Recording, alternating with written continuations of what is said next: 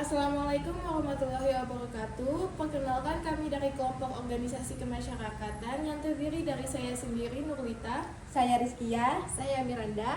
Kami akan mempresentasikan salah satu organisasi publik yang ada di Indonesia. Salah satunya adalah organisasi Kominfo.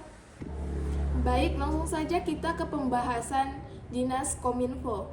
Dinas Kominfo ini biasa disebut yaitu Dinas Komunikasi dan Informatika. Dinas Komunikasi dan Informatika merupakan unsur pelaksana urusan pemerintahan bidang komunikasi dan informatika, urusan pemerintahan bidang persandian, dan urusan pemerintahan bidang statistik yang dipimpin oleh kepala dinas yang berkedudukan di bawah dan bertanggung jawab kepada bupati melalui sekretaris daerah.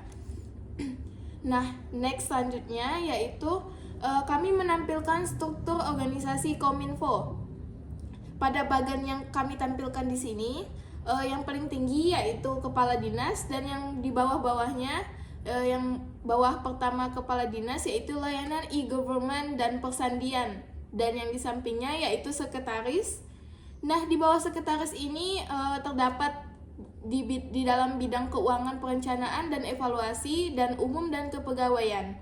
Nah, pada layanan e-government dan persandian, di bawahnya yaitu ada seksi orang Persia dan tim kerja aplikasi dan integrasi sistem informasi.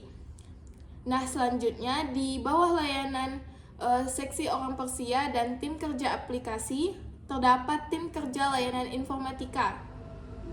Nah, pada bagian yang kami tampilkan di sini terdapat hanya bidang informasi dan komunikasi publik, dan di bawahnya tim kerja pengelolaan informasi publik, statistik data seksi, dan yang terakhir yaitu tim kerja komunikasi publik dan pelayanan pengaduan. Nah, pada bawahan kepala dinas terdapat kelompok jabatan fungsional, bidang infrastruktur teknologi dan pengendalian telekomunikasi. Nah, di bawah bidang infrastruktur terdapat kerja infrastruktur teknologi informasi dan kerja pengelolaan pusat data. Dan yang terakhir yaitu pengendalian telekomunikasi. Slide selanjutnya kami menampilkan tujuan organisasi Kominfo. Nah, yang pertama, tujuan organisasi Kominfo yaitu tersedianya akses komunikasi dan informatika yang merata di seluruh Indonesia. Dan yang kedua yaitu tersedianya sarana, prasarana, dan layanan komunikasi dan informatika di seluruh desa, daerah perbatasan negara, pulau terluar, daerah terpencil, dan wilayah non-komersial lain. Dan yang ketiga yaitu tersedianya akses dan layanan komunikasi dan informatika yang modern. Dan yang terakhir yaitu tersedianya informasi dan layanan publik yang dapat diakses secara online. Next, selanjutnya akan disampaikan kepada saudari Miranda. Berat juga ya. Oke, di sini saya akan melanjutkan membahas tentang fungsi organisasi Kominfo.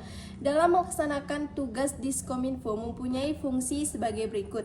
Yang pertama yaitu perumusan kebijakan teknis di bidang komunikasi dan informatika, statistik, dan persandian. Yang kedua adalah penyelenggaraan urusan pemerintahan dan pelayanan umum di bidang komunikasi dan informatika, statistik, dan persandian. Yang ketiga adalah pelaksanaan upaya peningkatan pelayanan publik di bidang komunikasi, informatika, statistik, dan persandian. Yang keempat, pembinaan pelaksanaan tugas di bidang komunikasi dan informatika, statistik, dan persandian. Yang kelima adalah penyusunan kebijakan penyediaan sarana prasarana komunikasi dan informatika. Yang keenam adalah pelaksanaan pengelolaan komunikasi dan informasi publik. Yang ketujuh adalah pelayanan terhadap permohonan informasi sesuai peraturan perundangan tentang keterbukaan informasi publik. Yang kedelapan adalah pengembangan dan pemeliharaan e-government di lingkungan pemerintahan daerah. Yang ke-9 adalah pengendalian teknis di bidang komunikasi dan informatika. Yang ke-10 adalah penyelenggaraan dukungan statistik daerah.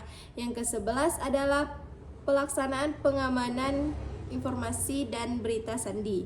Yang ke-12 pelaksanaan koordinasi penyusunan pedoman dan petunjuk teknis persendian dan telekomunikasi.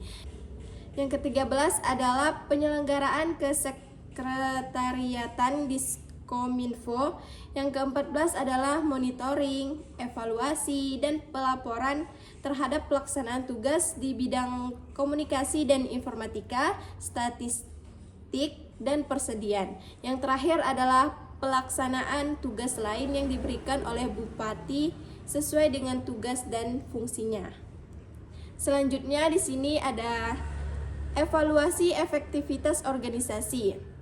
Jadi beberapa agenda penting yang dibahas dalam rapat evaluasi kinerja ini meliputi yang pertama, evaluasi program komunikasi. Di sini yaitu menganalisis efektivitas program komunikasi yang telah dilakukan dalam mendukung pemerintah.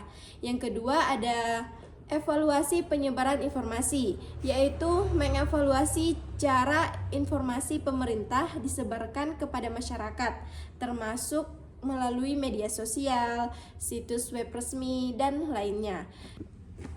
Lanjut, yang ketiga ada kinerja media sosial, yaitu meninjau performa media sosial resmi pemerintah kota dalam mencapai target audiens dan memberikan informasi yang relevan. Yang terakhir adalah rencana tindak lanjut, yaitu membahas rencana tindak lanjut untuk perbaikan dan peningkatan kinerja di bidang Kominfo. Jadi, rapat evaluasi ini merupakan langkah penting untuk memastikan transparansi, akuntabilitas, dan pelayanan informasi yang efisiensi kepada warga kota. Hasil dari pertemuan ini diharapkan akan memberikan arah baru dalam pengembangan komunikasi. Selanjutnya adalah tantangan yang dihadapi Kominfo. Jadi tantangan yang dihadapi Kominfo salah satunya adalah kebocoran data pribadi yang telah menjadi fenomena yang kerap terjadi baik di Indonesia maupun di tingkat internasional, dengan dampak yang sangat merugikan bagi individu dan organisasi. Beberapa kasus kebocoran data pribadi yang terkenal di Indonesia termasuk kebocoran data pengguna layanan digital seperti Tokopedia, Bukalapak, dan Gojek yang melibatkan jutaan data pribadi pelanggan termasuk nama, alamat, nomor telepon, dan email. Next, selanjutnya akan dibahas oleh Rizkia. Selanjutnya adalah Kominfo dalam mengatasi tantangannya. Kominfo memiliki peran penting dalam mengatur dan mengawasi pelaksanaan perlindungan data pribadi di Indonesia.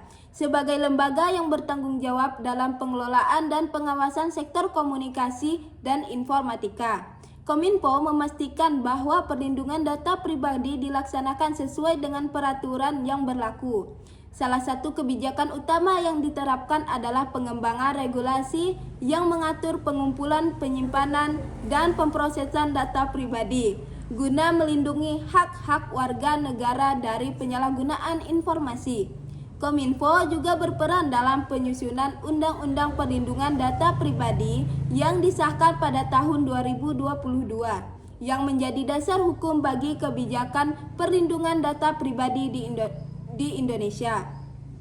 Kebijakan ini untuk memastikan bahwa organisasi atau perusahaan yang mengelola data pribadi memutuskan ketentuan yang ada serta mengambil tindakan yang tepat jika terjadi penyalahgunaan. Indah et al. 2023. Selanjutnya, hubungan organisasi Kominfo dengan teori birokrasi. Birokrasi adalah organisasi yang menjalankan tugas pelayanan publik, baik di tingkat pusat maupun daerah. Manajemen profesional pelayanan publik harus lebih berorientasi pada tujuan, paradigma pemerintah yang didasarkan pada pendekatan manajemen baru, baik secara teori maupun praktis. Secara bersamaan, paradigma dari tujuan pemerintah diharapkan dapat menghilangkan praktek bahwa birokrasi Weberian adalah negatif seperti struktur birokrasi hierarkial yang menghasilkan biaya operasional lebih mahal atau ekonomi biaya tinggi. Daripada manfaat yang diperoleh, prevalensi birokrasi, kurangnya inisiatif dan kreativitas, aparatur, pertumbuhan mediokratis budaya, atau sebagai lawan dari budaya meritokritis, dan inefisiensi. Jadi hubungannya dengan organisasi Kominfo adalah untuk meningkatkan agar terupayakan pelayanan publik melalui digital. Teori biokrasi juga membantu kita untuk memahami bagaimana struktur Kominfo yang terorganisir dengan berfungsi untuk mencapai tujuan tertentu. Kami mendapatkan informasi tentang materi Kominfo dari sumber-sumber terpercaya. Teman-teman bisa melihatnya pada daftar pustaka berikut.